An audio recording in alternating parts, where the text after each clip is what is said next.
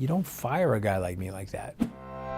He put the creature of the Black Lagoon, okay, in charge of the swamp as the White House Chief of Staff. I mean, this guy, Reince Priebus, is like a walking disaster, okay? He is the elemental avatar of everything that America dislikes about Washington.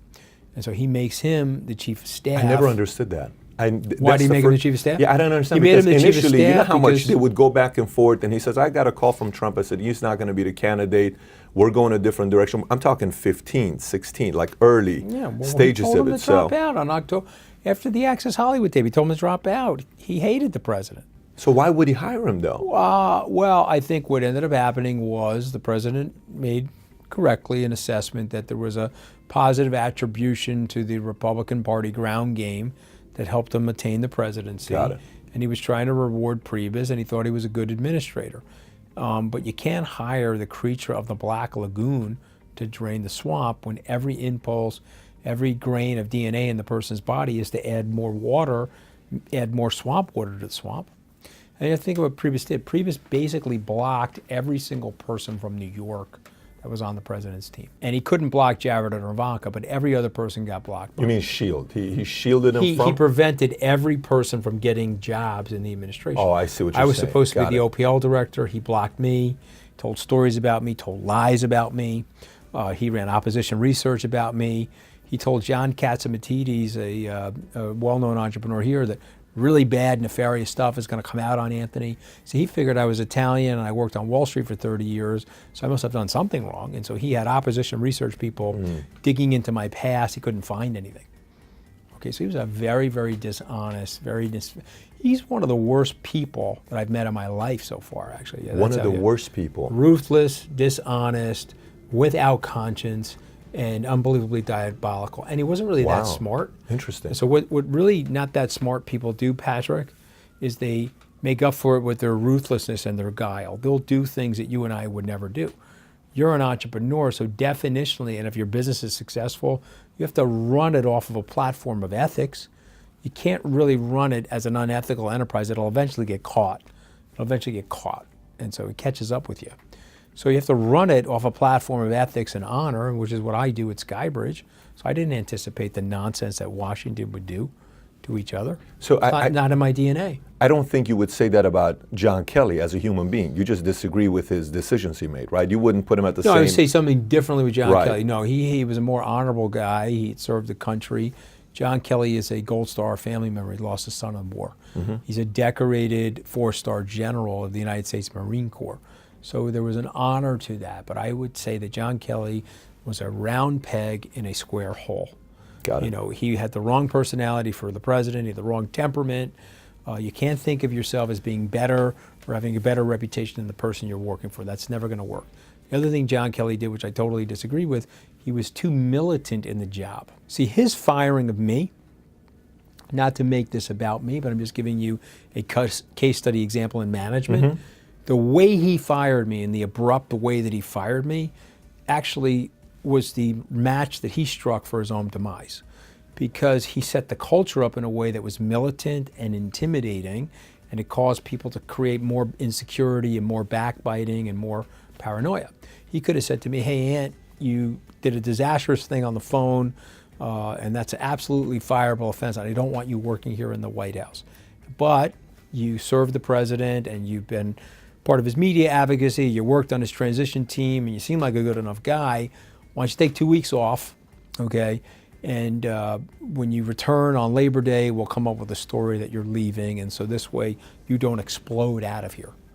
Okay, that's what we would have done on Wall Street, right? But he wanted to hit me as hard as he could hit me, okay? And as I tried to point out to him, you don't fire a guy like me like that, because when you fire a guy like me like that, you're sending an earthquake and a shock wave into the system. You're like, oh my God, if they could fire a guy like him like that, what are they going to do to me? Right. And what I told the president is what John did to you was unfortunate, because he did something to you that made you look very bad, and it made him look very good. And his job is to make you look good. He's your chief of staff. But it made him look good, like he's John Tough Guy in the John Wayne movie as a U.S. Marine, and you allowed him to do it to one of your buddies that helped you get elected.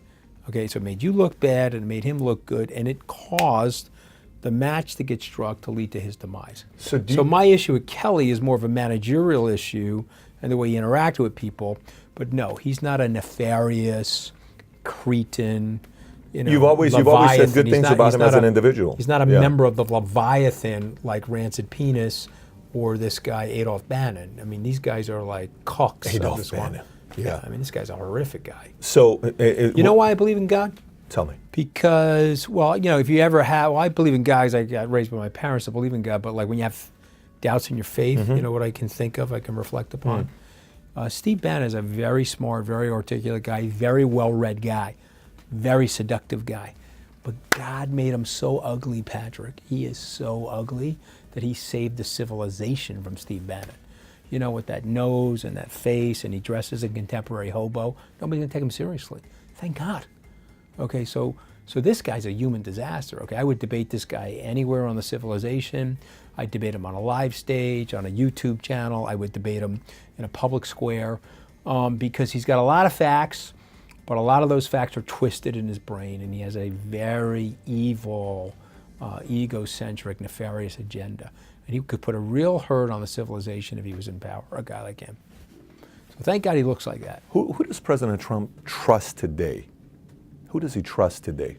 He obviously trusts Mnuchin, Stephen Mnuchin, Mike Pompeo. I think he's got a very good relationship with Jared, obviously. He trusts his daughter, Ivanka. There's other people in the administration, Bill Shine. Remember, I was recruiting Bill Shine, right? Because, entrepreneurs, I don't want to be the smartest guy in the room. I want to hire 10 guys that are 10 times smarter than me.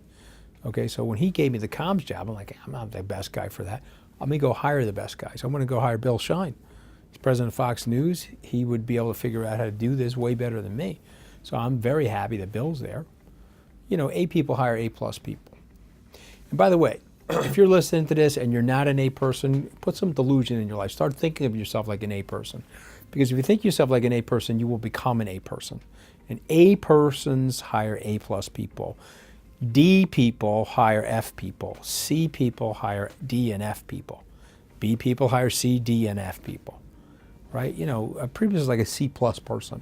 He was maniacally insecure, maniacally paranoid. And so you can take this equation that I have in my brain. It's a quadratic equation on human emotion. Insecurity, underconfidence, always equals paranoia and backstabbing. You got 8,900 people working for you. The ones that are complaining, the ones that are backstabbing the other people, they're insecure, they're underconfident. I don't have to say anything bad about anybody. I can stand on my own 2 feet, it's no problem. You're going to hit me, you're going to try to take me down, then I got to go after you.